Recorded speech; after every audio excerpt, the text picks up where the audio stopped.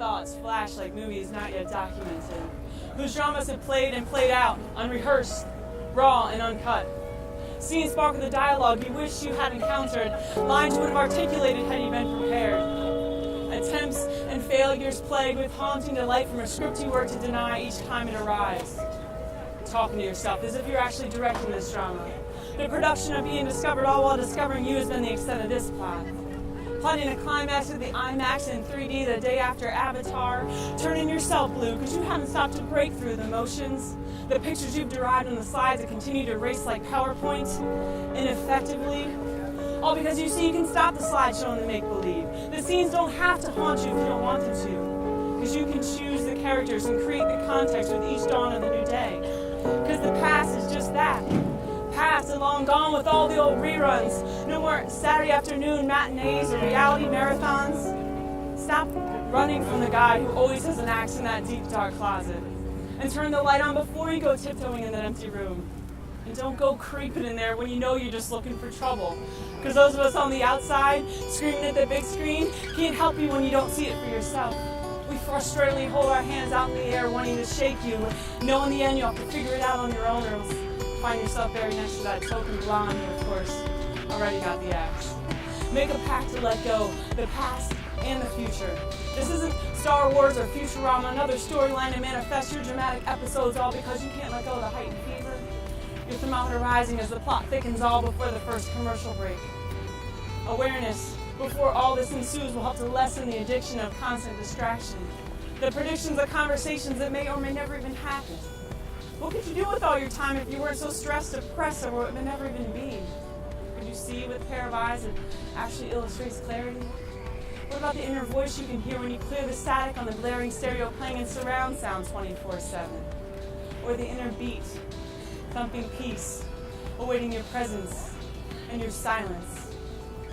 Let go, let go, let go. You are not those movies. You are not the show. You're a gift awaiting inspiration, growth, maturity, vision, opportunity, but only if you're able to see past all this nonsense that surrounds us. The commercial version of how we should live. Give your dreams a real glance because those passions could actually be more than just a hobby. It may take some courage, it may take a little strength, but from what I hear, the stinging regret is far worse than taking the leap and letting yourself fall. Get back up and fall again. The greatest of our kinds are the best at getting back up to their feet. And those heroes, if they're Cheerios or something like it, just like us, they breathe the same air and bask in the same sun. They look down the same barrel of that loaded gun that tempted failure, yet they had the courage enough to push it aside. Not for pride or for fame, but for passion, fervor, and need. Heed their power of intentions and take up a collection of prophetic prayers and play your cards right. Your deck, your game, your fight. I don't care where you came from or who put you on this planet. We all have the mission to pursue what so few of us have been brave enough to take on. Create on your canvas, stretched out the skin that covers your amazingly complex system. And thanks and gratitude for what you've been given. Because shifting focus on yourself, because in reality, you're no good to anybody without moving yourself forward in the direction you're intended to sail. Even if you can't swim, dive in and cool off from the heat on the streets blazing up from the concrete. The sweltering air that suffocates in the summer humidity from the sweat that falls from all those sweating their paychecks or their paychecks. To buy what? Happiness? Because there sure isn't plenty of that to go around, because look around, what do you see?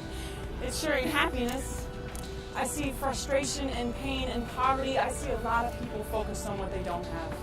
With the miracle of life as their own embodiment, and they see nothing. Nothing good. No wake up to say thank you all for a new day. No thanks to the sun and the moon for all that they do.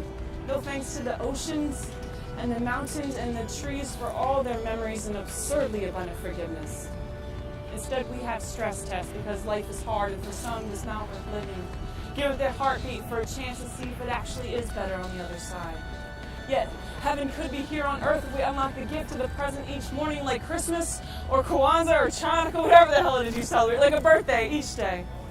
We all have our past, our haunts, our afflictions. But as we've learned over the years, there is no boogeyman in the closet. It's just a story we told ourselves long ago and we choose to keep getting scared. More frightening would be if we sat back and threw it all away because of our fears, because of our need to be locked down to the things we've been told all of our lives and we believed. Crush the old VHS tapes and the sorry DVDs and write a fresh screenplay that depicts a land where taking things for granted is impossible. Where the characters all take responsibility for their actions and make choices for the greater good. They could also come to the perception that there is no other time than this to act because tomorrow may never even come. Where you can be all you can be without the slogan from the army because what else is there really? Where you can be programmed to understand that it's all up to them and they would in fact take advantage of each breath well breathed. This isn't utopia. This is potential. These choices in us are just that powerful.